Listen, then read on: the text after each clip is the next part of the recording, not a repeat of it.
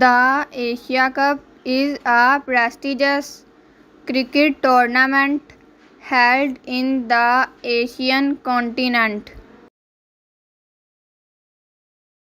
It features national cricket teams from various Asian countries including India, Pakistan, Sri Lanka, Bangladesh, Afghanistan and others. The tournament was first held 1984 and it initially involved only the men's teams. Over the years, the Asia Cup has grown in popularity and now includes competitions for both men and women.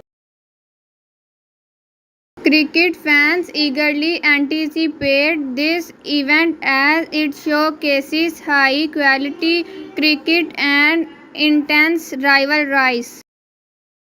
The Asia Cup serves as a platform for teams to compete and strengthen their cricketing skills. It alternates between one-day international ODI and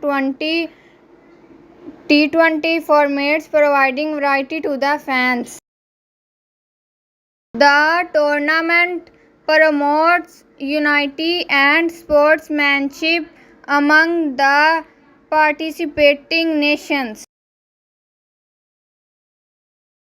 Matches in the Asia Cup are highly competitive, often leading to thrilling encounters.